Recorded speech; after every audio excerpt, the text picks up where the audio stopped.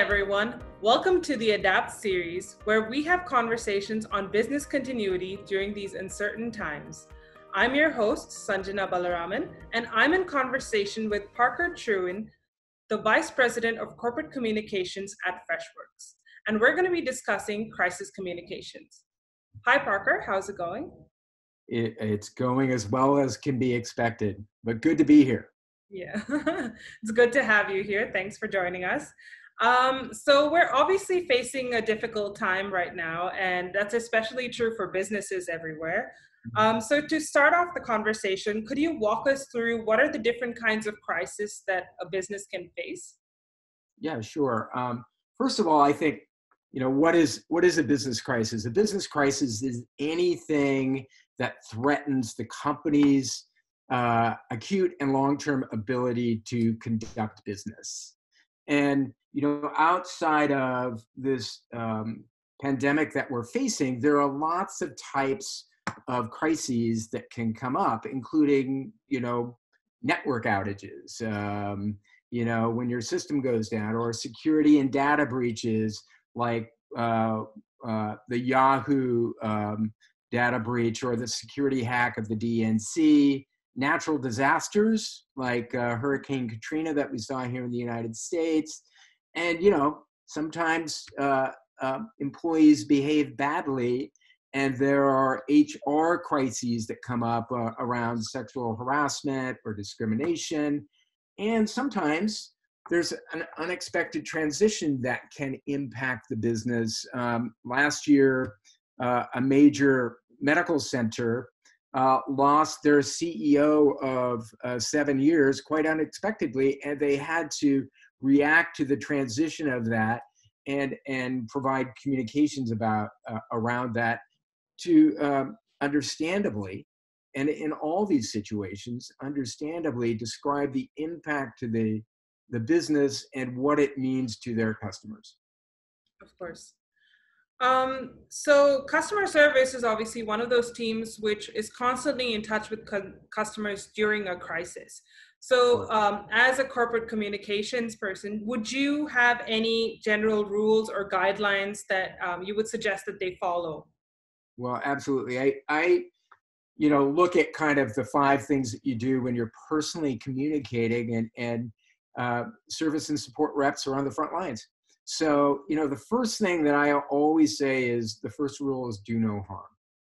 So if you are at the front lines and when a crisis happens, you need to take a breath. You need to understand that you are supported by a team, and that team will have a communications plan for you. What you don't want to do is have a knee-jerk reaction or inadvertently throw more fuel onto the fire. So often the best course is hold back, make sure that you're supporting the plan. The second thing, rolling right into that, is you will have a communications plan. So you want to stick to that plan. You want to understand and go back to your source of truth to make sure that your entire organization has a common voice. And when you're looking at communicating, just as a rule of thumb, the first thing you want to do is, if there's an issue or an event where the company was in wrong, you want to apologize. You want to state what happened. You want to state what the implications are for what happened, and what you're going to do about it. So that's very important as well. Thirdly, don't improvise. Goes back to stick to the communications plan. Right now, for example, things are evolving at all the time, and so we often don't know what the next course will be. So it's best to stick to the communications plan and stick to known resources as well. The fourth thing I would say is coordinate closely. Make sure that everybody's connected so that they're involved, that everybody understands what the plan is, and that you have buy-in and you reduce the inconsistencies around that. That's probably more for your managers, but great for team members as well. And lastly, and probably most importantly, is be empathetic and be human.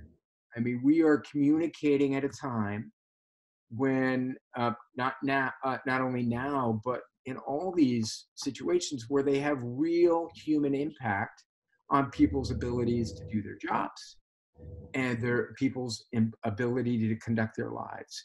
And if we look at that person on the other end of the line, the other end of the text or chat message, and we spend just a second and think about what it's like in their shoes, that is a great starting point. Definitely. And to wrap it up, just can you give us some tips on what else organizations should communicate in order to ensure that a crisis is taken care of effectively and efficiently? Yeah, of course. Beyond the personal communications that you have, beyond the crisis plan that's already been set up, there are things that go beyond this that are included in the plan and included in follow-ups, which is when appropriate, it's sometimes necessary for the company, never the individual, but the company, to make a public statement. And that might be on one or many of the channels that you have. It might be on Twitter, it might be it might be a landing page, it might be a status page, it might be via your health center. The other thing that is really helpful is, and we see this with energy companies here, but you can see it in a similar vein with software companies, which is, provide an update. Mm-hmm. So for instance, when you have an outage, often you'll have a site where you can go to get an immediate update, say, here's when the outage occurred, here's what the current status is, and then along with the update, you want to make sure that you communicate when the problem has been, what time, and when the problem has been resolved. And then finally, I think it's really important in this particular time is that you link to the appropriate resources.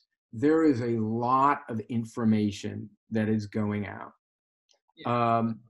Some of it good, some of it not so good. I'm sure it's all very well intended. Yeah.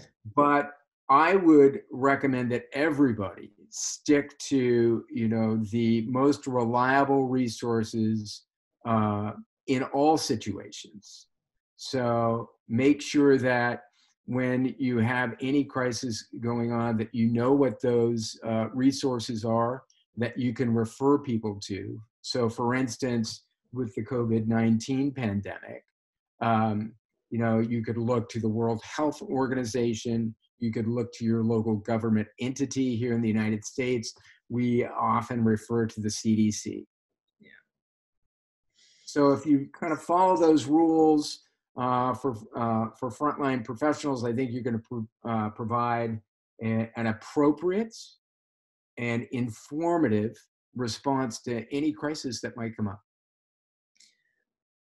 Thank you so much for joining us, Parker. I think that was really helpful. I mean, it was enlightening for me. I hope it's helpful for everyone who's listening. I hope so too. Thank you so much for having me. No worries.